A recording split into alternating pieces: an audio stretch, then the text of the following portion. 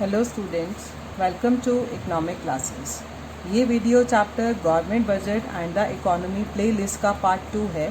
इससे पहले एक इसका वीडियो आया है, उसमें हमने गवर्नमेंट बजट का मीनिंग सीखा कि बजट क्या होता है, कब गवर्नमेंट जो है बजट पेश करती है, उसमें गवर्नमेंट क्या बताती है। एंड हमने वो ऑब्जेक्टिव सारे डिस्कस करे अपने प्रीवियस वीडियो में कि जो गवर्नमेंट के ऑब्जेक्टिव रहते हैं behind the making the government budget. तो आज हम गवर्नमेंट बजट के इस वीडियो में स्ट्रक्चर और कंपोनेंट्स की बात करेंगे कि गवर्नमेंट बजट का क्या स्ट्रक्चर होता है, उसके क्या क्या कंपोनेंट्स होते हैं। तो हम स्टार्ट करते हैं वीडियो। गवर्नमेंट का जो स्ट्रक्चर है या गवर्नमेंट के इस बजट के हम स्ट्रक्चर को कंपोनेंट्स ऑफ गवर्नमेंट बजट भी बोलते हैं बच्चों। इसको हम दो पार्ट में क्लासीफाई करते हैं। पहला होता है budget receipts and budget expenditure, क्योंकि मैंने आपको लास्ट वीडियो में बताया कि ये एक एस्टिमेटेड रिसिप्ट्स और एक्सपेंडिचर की स्टेटमेंट होती है जो गवर्नमेंट आने वाले आगे के साल के लिए बताती है। तो ये जो दो पार्ट्स में हमने इसको डिवाइड किया, हम इसको फर्दर आगे दो पार्ट्स में क्लासीफाई करते हैं। बजट रिसिप्ट्स भी हमारी आगे दो पार्ट्स की होती हैं, revenue receipts and capital receipts. And expenditure भी हमारे दो टाइप्स के होते हैं, revenue expenditure and capital expenditure. इस वीडियो में हम डिटेल में कैपिटल रिसिप्ट्स और रेवेन्यू रिसिप्ट्स के बारे में पढ़ेंगे कि ये क्या होते हैं। तो सबसे पहले इनकी डिफाइन देख लेते हैं कि ये क्या होती हैं। तो पहले रेवेन्यू रिसिप्ट्स की बात करते हैं कि रेवेन्यू रिसिप्ट्स क्या होता है। रेवेन्यू रिसिप्ट्स जो होती हैं ये वो रिसिप्ट्स होती हैं जिनको गवर्नमेंट लेने के बाद, जब ये रिसिप्ट्स गवर्नमेंट को मिल जाती हैं तो गवर्नमेंट को ये रिसिप्ट्स को लेने के बाद ना तो ये रिसिप्ट्स गवर्नमेंट की किसी लायबिलिटी को क्रिएट करती हैं और ना ही गवर्नमेंट के एसेट को रिड्यूस करती हैं। या फिर आप इसको ऐसे भी कह सकते हो कि वो सारी रिसिप्ट्स जो गवर्नमेंट की एसेट्स और लायबिलिटी के स्टेटस को इफेक्ट ही ना करें, वो सारी रिसिप्ट्स जो होती हैं गवर्नमेंट की रेवेन्यू रिसिप्ट्स होती हैं। यानी कि अगर मैं इसके फीचर्स की बात करूं तो आप ये भी बोल सकते हो कि ये कोई लायबिलिटी नहीं बना रही गवर्नमेंट के लिए, ये गवर्नमेंट की कोई एसेट को रिड्यूस नहीं कर रही है। ये बात आपको क्लियर। एक आपको रेवेन्यू रिसिप्ट में क्या बताना है कि ये रेगुलर नेचर की होती है। रेगुलर मीन्स रेकरिंग का मतलब लगातार मिलने वाली रिसिप्ट्स, ये वो रिसिप्ट्स होती हैं, रेगुलर नेचर की होती हैं। इसका एक सबसे बड़ा एग्जाम्पल है टैक्स। आप गवर्नमेंट को टैक्स देते हो, हम देते हैं अपने इनकम के ऊपर, मैं अपनी इनकम के ऊपर टैक्स देती हूँ, आपके घर में आपके पेरेंट्स भी अपने इनकम के ऊपर टैक्स देते होंगे। तो क्या वो टैक्स जो गवर्नमेंट को दिया जा रहा है वो गवर्नमेंट अगर आपसे ले रही है तो क्या आप इसके बदले में गवर्नमेंट से कुछ एक्सपेक्ट करते हो? नहीं। ना गवर्नमेंट की इससे कोई लायबिलिटी बन रही है और ना गवर्नमेंट की कोई एसेट कम हो रही है। ये गवर्नमेंट की एक रेवेन्यू रिसिप्ट का पार्ट है। बाकी अभी हम इसका डिटेल में सारा का सारा स्ट्रक्चर देखेंगे कि इस रिसिप्ट्स में और किस किस तरह की रिसिप्ट्स आती हैं, वो आगे फर्दर हम इसमें वीडियो में डिस्कस करने वाले हैं। तब तक एक बार हम कैपिटल रिसिप्ट की डिफाइन को भी पढ़ लेते हैं क्या होती है।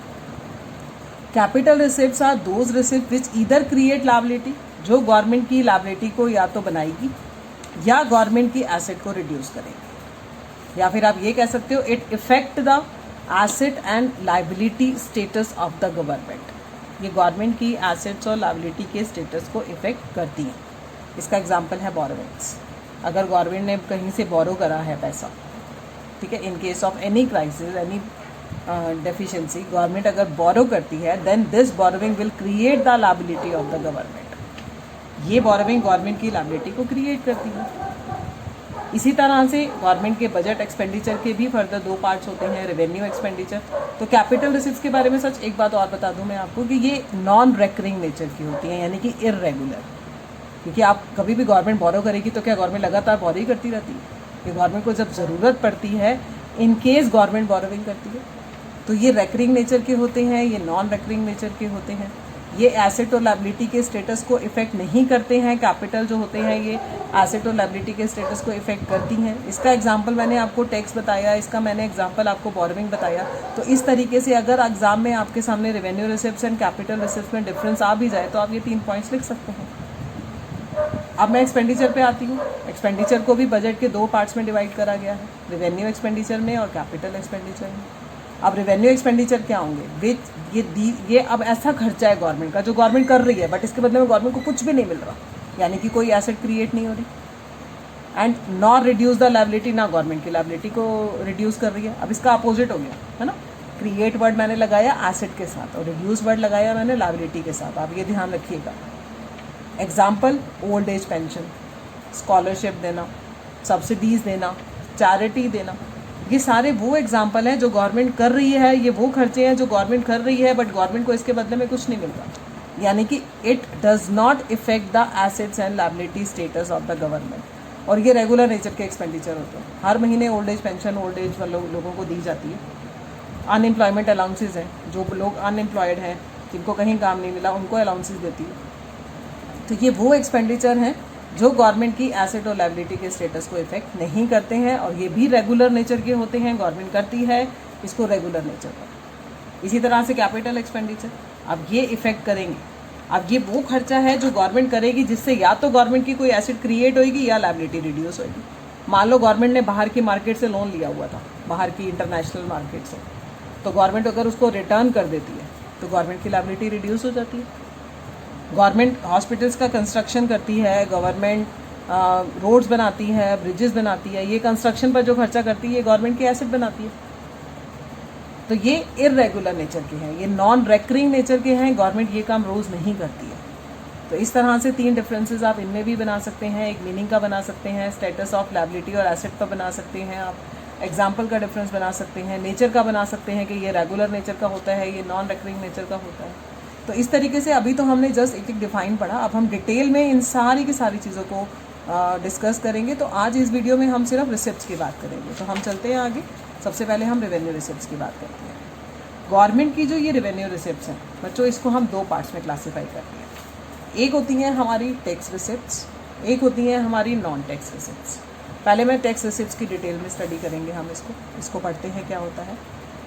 टैक्स भी 2 टाइप का होता है, एक डायरेक्ट और एक इनडायरेक्ट। पहले मैं डायरेक्ट टैक्स की बात करती हूँ।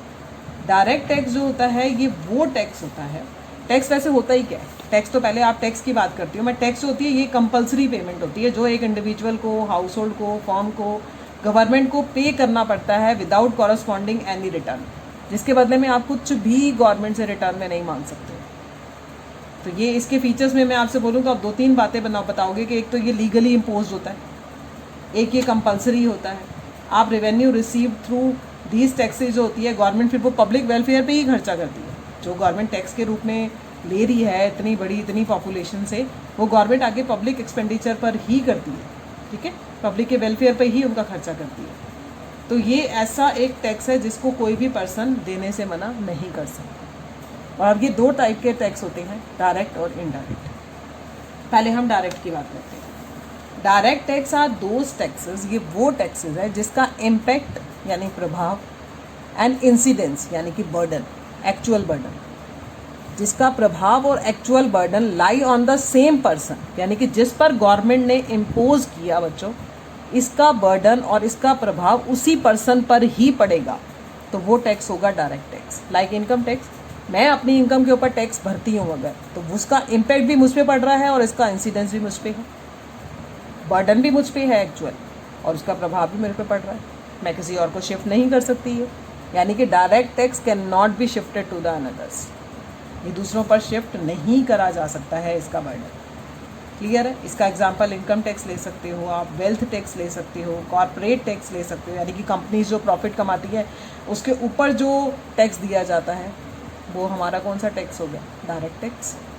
इसी तरह से आप इनडायरेक्ट पे आते हैं, डेफिनेशन सेम है, बस एक वर्ड आपने चेंज करना है कि when the impact and incidence lie on the different person is called the indirect tax. यानी कि ये वो टैक्स है जिसका बर्डन तो एक्चुअली गवर्नमेंट ने डाला किसी और पर, बट इसका प्रभाव पड़ा किसी और पर। सबसे बड़ा एग्जांपल जीएसटी, ये लगता प्रोड्यूसर पे है, बर्डन तो प्रोड्यूसर पे पड़ा, बट प्रोड्यूसर चार्ज किससे कर रहा है? कस्टमर से कर रहा है। डायरेक्ट टैक्स यानी कि इनडायरेक्ट टैक्स, यानी कि इनडायरेक्ट टैक्स ये वो टैक्स हैं जो हमने गवर्नमेंट को दिए by one person, but their burden is borne by the another person. Like GST इसका सबसे बड़ा एग्जांपल है इनडायरेक्ट टैक्स का। यानी कि इसका बर्डन और इसका इम्पैक्ट और इंसिडेंस जो हो गया वो डिफरेंट पर्सन पे हो गया।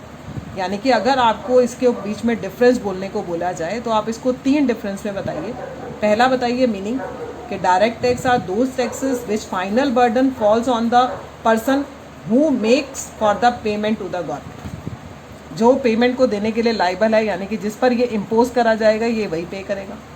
इनडायरेक्ट केस में कहिएगा आपकी indirect taxes are those taxes which are paid to the government by one person but their burden is borne by the another person. दे तो प्रोड्यूसर रहा है सरकार को, बट बर्डन तो हम पे था, उसका हम पे लगा था वो। उसके बाद दूसरा डिफरेंस बताइएगा इंसिडेंस और इम्पैक्ट का। इंसिडेंस और impact lie on the same person, impact and incidence lie on the different person. Third आप डिफरेंस बताइएगा इसमें, income tax, wealth tax, corporate tax, इसमें तो जीएसटी ही एग्जाम्पल सब सफिशिएंट है। तो इसका एक डिफरेंस और भी लग सकते हैं हम, the burden can not be shifted, the burden can be shifted. हम इस तरह से इसके 3-4 डिफरेंसेस बना सकते हैं जो आप इसमें लिख सकते हैं, इसके एग्जाम्पल के तौर पर, इसका बर्डन के तौर पर, या इम्पैक्ट और इंसिडेंस के ऊपर, ठीक है। और एक बात और भी बड़ी अच्छी, जब मैंने आपको नेशनल इनकम का वीडियोस में आपको नेशनल इनकम क्लियर कराया, तो आप ये भी बोल सकते हो कि मार्केट प्राइस जो होता है वो डायरेक्ट टैक्स इम्पैक्ट नहीं करता। डायरेक्ट टैक्स का मार्केट प्राइस पर कोई फर्क नहीं पड़ता, जबकि इनडायरेक्ट टैक्स का मार्केट प्राइस पर फर्क पड़ता है, इससे मार्केट प्राइस बढ़ जाता है। आप ये भी लिख सकते हो डिफरेंस, बहुत अच्छा डिफरेंस है। तो इस तरह से कॉर्पोरेट टैक्स है आपका डायरेक्ट टैक्स है, जीएसटी आपका इनडायरेक्ट टैक्स है, वेल्थ टैक्स आपका डायरेक्ट टैक्स है, प्रॉपर्टी टैक्स आपका डायरेक्ट टैक्स है, क्योंकि आप अपनी प्रॉपर्टी पर आप खुद ही टैक्स दोगे। तो ये मैंने आपको टैक्स रिसिप्ट्स के बारे में बताया, जिसमें मैंने डायरेक्ट और इनडायरेक्ट के बारे में आपको एक्सप्लेनेशन दी। अब हम चलते हैं नॉन टैक्स रेवेन्यू रिसिप्ट्स के ऊपर। सबसे पहले आते हैं फ़ीस के ऊपर। फ़ीस क्या होती है? किसी का बर्थ होता है, बर्थ सर्टिफिकेट बनता है, गवर्नमेंट उस सर्टिफिकेट के ऊपर फ़ीस लेती है। किसी की डेथ हो जाती है तो डेथ का रजिस्ट्रेशन फ़ीस दिया जाता है, कोर्ट की कोई फ़ीस है, ठीक है ना, लैंड के रजिस्ट्रेशन की कोई फ़ीस है। तो ये वो सारी फीसेस हैं जो गवर्नमेंट लेती है, बट जिसको आप देने के बाद उस गवर्नमेंट की किसी भी एसेट और लायबिलिटी को उसने इफेक्ट नहीं करा, यानी कि आप इन रिटर्न उससे कुछ नहीं ले रहे हो गवर्नमेंट से। तो these are called fees. Licence and permit, इसका मतलब क्या होता है? किसी चीज़ को करने का गवर्नमेंट से राइट लेना, तो उसके लिए गवर्नमेंट परमिट देती है या गवर्नमेंट लाइसेंस देती है। तो जब गवर्नमेंट वो चीज़ को करने का, काम करने का आपको लाइसेंस दे रही है, आपको गवर्नमेंट कह रही है कि आप 2 व्हीलर चला सकते हो, तो आप 2 व्हीलर का लाइसेंस लेते हो ना। तो 2 व्हीलर लाइसेंस लेने का मतलब क्या है?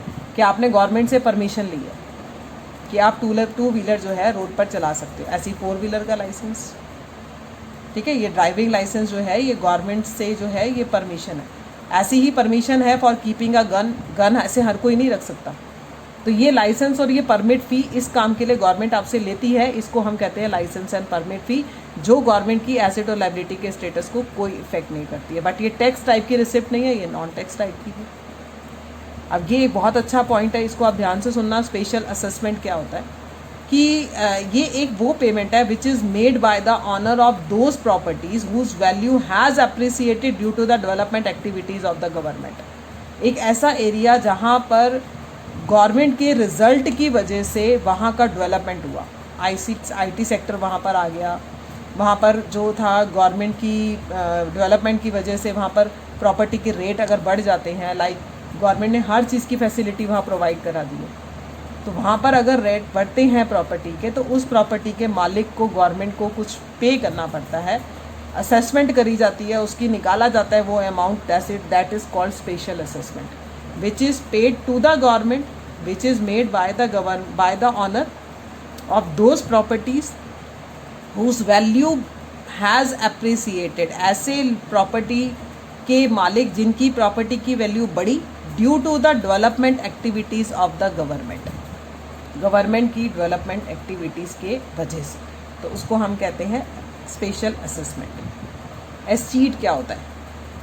जब किसी की प्रॉपर्टी को लेने के लिए उसका कोई लीगल हायर नहीं होता, और अगर उस पर्सन की डेथ हो जाती है तो उसकी लीगल उस प्रॉपर्टी पर गवर्नमेंट का राइट होता है। यानी कि escheat refers to that income of the government which accrues out of the property which does not have a legal heir, जिसका पीछे कोई लीगल हायर था ही नहीं।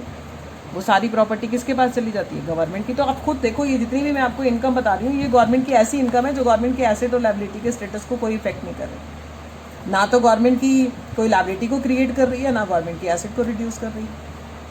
इसके बाद आता है फाइन्स। ये तो बहुत अच्छे से आपको समझ आएगा कि अगर कोई लॉ ब्रेक करता है, लाइक रेड लाइट तोड़ दी किसी ने, तो उसके ऊपर फाइन है। ये फाइन जो होता है गवर्नमेंट का कोई ऐसा इनकम का पार्ट नहीं बनाती गवर्नमेंट जान के कि नहीं मेरे को तो यहाँ से भी इनकम लेनी है। यहाँ पर सिर्फ इसको लेने का मकसद कि लोग जो हैं वो नियमों का पालन करें, रूल्स के अकॉर्डिंग चलें जो गवर्नमेंट बताती है, जिससे एक्सीडेंट्स ना होना, रोड एक्सीडेंट ना होना, सब सेफ्टी से चल पाए। तो मकसद तो गवर्नमेंट का पीछे वो होता है, लेकिन अगर तोड़ता है कोई लॉ तो गवर्नमेंट फाइन लगाती है उसको। इसी तरह से गिफ्ट्स एंड ग्रांट्स की बात करते हैं। गवर्नमेंट को कई तरह के गिफ्ट्स एंड ग्रांट्स मिलते हैं, विद इन द कंट्री भी मिलते हैं और अब्रॉड भी मिलते हैं। और ये कोई परमानेंट सोर्स नहीं है रेवेन्यू का, जनरली रिसीव्ड होता है ड्यूरिंग द नेचुरल क्लाइमेटिस, डिजास्टर आ जाए कोई यहाँ पर तो यहाँ के लोग भी हेल्प करते हैं ग्रांट के तौर पर, और बाहर की कंट्रीज भी करती हैं। तो इस टाइप के रेवेन्यूज़ भी गवर्नमेंट की एसेट और लायबिलिटी को इम्पेक्ट नहीं करते हैं। Income from public enterprises, government की जितनी भी इंटरप्राइजेज हैं, ठीक है, जैसे लाइक ये है इंडियन ऑयल है, या भिलाई स्टील प्लांट है, या इंडियन रेलवेज़ है, यहाँ से गवर्नमेंट को जो भी इनकम होती है वो गवर्नमेंट की रेवेन्यू इनकम का पार्ट है। लगातार भी मिलती रहती है गवर्नमेंट को ये, ठीक है ना, लगातार भी मिलती रहती है। अब ये जितनी भी इनकम है ये कहीं ना कहीं से लगातार गवर्नमेंट को मिलती ही रहती है, तो इसीलिए इनको रेवेन्यू का पार्ट बनाया गया। इंटरेस्ट ऑन लोन, मान लो गवर्नमेंट ने किसी और कंपनी में अपनी इन्वेस्टमेंट करी है, तो इन्वेस्टमेंट के ऊपर गवर्नमेंट को इंटरेस्ट मिलेगा, वो गवर्नमेंट की रेगुलर नेचर की इनकम होगी, वो भी आपकी रेवेन्यू है जो एसेट और लायबिलिटी को कोई इफेक्ट नहीं करेगी। फॉर फीचर ऑफ बॉन्ड्स क्या होता है, अगर मान लो किसी ने गवर्नमेंट के बॉन्ड्स लिए, अब वो बॉन्ड्स वो कह रहा है कि दीज आर द पेनल्टीज़, ये एक तरीके की पेनल्टी होती है इम्पोज बाय कोर्ट, जो कोर्ट लगाता है for non fulfilment with the order और non fulfilment of the condition of agreement, कि जो बॉन्ड्स को लेने से पहले एग्रीमेंट लिखा गया था उस एग्रीमेंट के अकॉर्डिंग वो नहीं चल रहा, तो उसको हम क्या कहते हैं, फॉरफीचर ऑफ बॉन्ड्स। तो ये मैंने आपको सारी रिवेन्यू रिसिप्ट्स बताई, जिसमें मैंने आपको टैक्स रिसिप्ट्स बताई, मैंने आपको नॉन टैक्स रिसिप्ट्स बताई। ये सारी की सारी जो ऐसी रिसिप्ट्स हैं जो रेगुलर नेचर की भी हैं और गवर्नमेंट को मिलती भी रहती हैं, और गवर्नमेंट की जो ना तो एसेट्स और लायबिलिटी किसी भी स्टेटस को इफेक्ट नहीं करती हैं। तो इस तरह से हमने रेवेन्यू रिसिप्ट्स को पूरा किया। अब हम बात करते हैं कैपिटल रिसिप्ट्स की। कैपिटल रिसिप्ट्स के अंदर हम 3 रिसिप्ट्स को डालेंगे। अब मैंने बोला ये वो रिसिप्ट्स हैं, मैंने अभी पीछे बताया था। अब ये सारी रिसिप्ट 2 में से एक काम, या तो एसेट साइड को इफेक्ट करेगी या लायबिलिटी साइड को इफेक्ट करेगी। गवर्नमेंट की या तो एसेट साइड को इफेक्ट करेगी या लायबिलिटी साइड को इफेक्ट करेगी, बट इम्पैक्ट जरूर पड़ेगा। अब हम पढ़ते हैं ये ऐसी कौन सी रिसिप्ट्स हैं जो गवर्नमेंट की एसेट और लायबिलिटी स्टेटस को इफेक्ट कर रही हैं, और नॉन रेकरिंग की हैं, रेगुलर नेचर की नहीं है, रोज़ नहीं होती हैं, कभी कभी होती हैं। तो पहली चलते हैं रिकवरी ऑफ लोन। गवर्नमेंट ने मान लो सेंट्रल गवर्नमेंट ने मान लो स्टेट गवर्नमेंट को लोन दिया हुआ था, ठीक है, मान लो सेंट्रल गवर्नमेंट ने हरियाणा सरकार को लोन दिया हुआ था। अब वो लोन हरियाणा सरकार ने वापस कर दिया। जब तक दिया हुआ था गवर्नमेंट की एसेट बनी हुई थी, जैसे ही गवर्नमेंट को लोन वापस मिल जाता है गवर्नमेंट की एसेट रिड्यूस हो जाती है। आप एक सिंपल लैंग्वेज में, एक अपनी भाषा में इसको समझो कि अगर आप किसी को पैसा उधार दे रहे हो, जब तक आप उसको दे रहे हो तब तक के लिए वो आपका डेटर है। जैसे ही वो आपको पैसे वापस कर देता है, डेटर एक एसेट होती है, जैसे ही वो आपको पैसे वापस कर देता है वो डेटर नहीं रहता आपका, यानी कि आपकी एसेट रिड्यूस हो गई। तो सेम बात गवर्नमेंट पे भी अप्लाई होती है, ठीक है।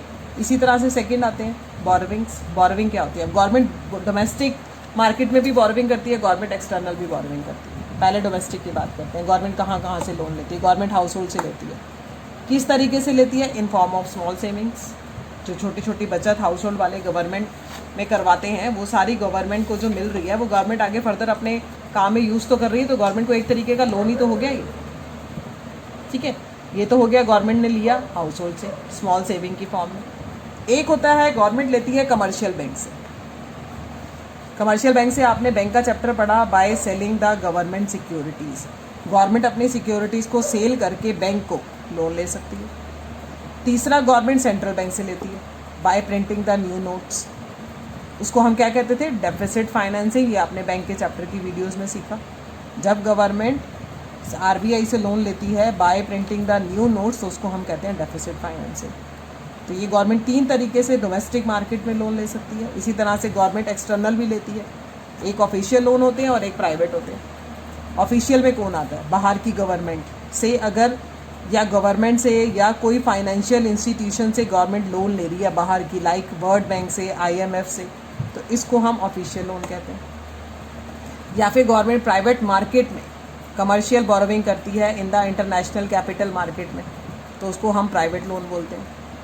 तो बाहर से ले गवर्नमेंट, या गवर्नमेंट डोमेस्टिक अपनी मार्केट में ले, अपने डोमेस्टिक टेरिटरी में ले, तो वो बोरोविंग जो होती हैं वो गवर्नमेंट की बोरोविंग गवर्नमेंट की लायबिलिटी को क्रिएट करती है। तो इसको हम कहते हैं कैपिटल रिसिप्ट, क्योंकि इसने गवर्नमेंट की लायबिलिटी को इफेक्ट किया। तीसरा आते हैं, बहुत अच्छा सा और टॉपिक है, डिसइन्वेस्टमेंट क्या होता है। आप डिसइन्वेस्टमेंट के बारे में सुनेंगे कि गवर्नमेंट क्या करती है। कई बारी गवर्नमेंट को अगर पैसे की ज़रूरत पड़ती है तो ये गवर्नमेंट क्या करती है, अपना इक्विटी का जो होल्डिंग है, यानी कि इक्विटी का मतलब जो शेयर है, जो गवर्नमेंट का जो ऑनरशिप है, गवर्नमेंट उसको प्राइवेट सेक्टर को बेच देती है, यानी कि सेलिंग ऑफ PSUs, यानी कि public sector undertaking to the private enterprises. तो गवर्नमेंट ने अपनी इंटरप्राइज को अगर प्राइवेट वालों को बेच दिया तो गवर्नमेंट को जो पैसा मिला वो गवर्नमेंट का कैपिटल रिसिप्ट, और उसको हम कहते हैं डिसइन्वेस्टमेंट, क्योंकि पब्लिक इंटरप्राइजेस गवर्नमेंट की इन्वेस्टमेंट थी एक तरीके से, तो गवर्नमेंट ने उसका प्राइवेटाइजेशन कर दिया। ये आपने इंडियन इकोनॉमी के चैप्टर में 1991 इकोनॉमिक पॉलिसीज़ के चैप्टर में आपने पढ़ा कि डिसइन्वेस्टमेंट क्या होता है। प्राइवेटाइजेशन कर दिया गवर्नमेंट ने, तो ये गवर्नमेंट को जो पैसा मिला ये गवर्नमेंट का कैपिटल रिसिप्ट है, और ये गवर्नमेंट की रिकवरी ऑफ लोन और डिसइन्वेस्टमेंट। एक बात याद रखिएगा, रिकवरी ऑफ लोन और डिसइन्वेस्टमेंट ये गवर्नमेंट की दोनों नॉन डेप्ट क्रिएटिंग रिसिप्ट्स हैं, जो गवर्नमेंट की कोई भी डेप्ट को क्रिएट नहीं करती हैं। नॉन डेप्ट क्रिएटिंग रिसिप्ट्स, यानी कि जिसको लेने के बाद गवर्नमेंट का डेप्ट नहीं क्रिएट हो रहा, उधार क्रिएट नहीं हो रहा। जो ये मैंने बताई ये डेप्ट क्रिएटिंग रिसिप्ट्स होती हैं। तो अगर आपको डिफरेंस आ जाए रेवेन्यू रिसिप्ट्स में, मैंने अभी आपको सारी रेवेन्यू रिसिप्ट्स बताई, सारी मैंने आपको कैपिटल रिसिप्ट समझाई। अगर आपको कैपिटल रिसिप्ट्स और रेवेन्यू रिसिप्ट्स में डिफरेंस आ जाए तो पहला डिफरेंस आप इसका क्रिएशन ऑफ लायबिलिटी लिखें। तो रेवेन्यू के केस में लिखें कि it does not create any liability for the government, इसके एग्जांपल हो गए टैक्स रिसिप्ट्स। कैपिटल रिसिप्ट्स के केस में लिखें कि it create the liability for the government. दूसरा आप डिफरेंस बना सकते हैं, reduction in asset. Revenue receipts do not cause any reduction in the asset of the government, but capital receipt cause reduction in the asset। ये recovery of loan और disinvestment, ये asset को ही तो कम कर रहे हैं, और जो बोरोइंग है ये लायबिलिटी को बढ़ा रहे हैं। Effect on the assets and liability status of the government, तो आप रेवेन्यू के केस में लिखो कि it does not effect the assets and liability status of the government. Capital receipts can effect the assets and liability status of the government.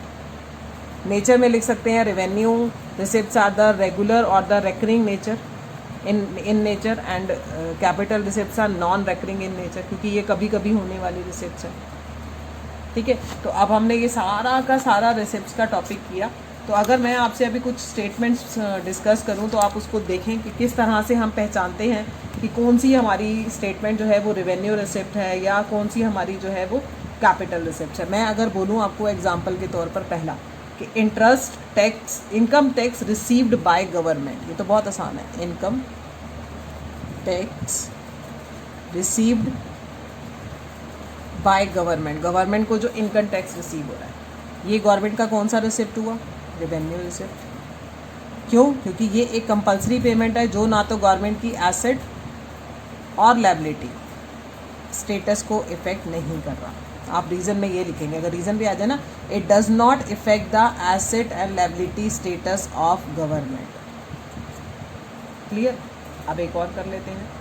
इसमें कह रहे हैं recovery of loan from the government of Delhi by government of India. Recovery of loan by, ठीक है, recovery of loan from by the government of India, government of India को recovery हो रही है from Delhi government. Delhi government ने कोई government of India से loan लिया होगा, अब इन्होंने वो लोन को गवर्नमेंट को रिड्यूस दे दिया। आप लिखेंगे it is a capital receipt because it reduce liability of government, क्योंकि इन्होंने गवर्नमेंट की लायबिलिटी को रिड्यूस कर दिया। तो इस तरह से आपको स्टेटमेंट्स पूछी जा सकती हैं। अगर मैं बोलूँ पब्लिक डेब्ट, गवर्नमेंट ने पब्लिक से उधार लिया, तो क्या गवर्नमेंट ये काम रोज़ करती है? बिल्कुल नहीं। तो ये आपकी कौन सी रिसिप्ट्स हुई? कैपिटल। एंड इट क्रिएट, आप रीज़न क्या लिखेंगे? It create liability for government. तो इस तरह से हमने आज सारी रिसिप्ट्स के बारे में डिस्कस किया कि गवर्नमेंट की स्ट्रक्चर में बजट रिसिप्ट्स कौन कौन सी होती हैं। रेवेन्यू की मैंने आपको डिटेल बताई सारी, मैंने आपको कैपिटल की सारी डिटेल बताई, फिर मैंने आपको इनके डिफरेंसेस क्लियर करे। टैक्स के बारे में हमने डिटेल में पढ़ा, डायरेक्ट टैक्स क्या होता है, इनडायरेक्ट टैक्स क्या होता है, ये सारा हमने पढ़ा। फिर किस तरह से स्टेटमेंट्स आती हैं तो आप उसमें किस तरह से रीज़न देते हैं कि ये कैपिटल है तो क्यों है, या रिवेन्यू है तो क्यों है। तो इस तरह से आज हमने सारी रिसिप्ट्स कंप्लीट की। अगले हम वीडियो में इसके एक्सपेंडिचर के ऊपर डिस्कशन करेंगे। और अगर आपको ये वीडियो पसंद आया हो बच्चों तो लाइक और शेयर ज़रूर करें, और अगर अभी तक चैनल को सब्सक्राइब नहीं किया है तो प्लीज़ सब्सक्राइब भी ज़रूर करें, और साथ साथ नोटिफिकेशन बेल को भी प्रेस करें ताकि आने वाली वीडियोस का आपको जो नोटिफिकेशन है वो मिल सके। Thank you.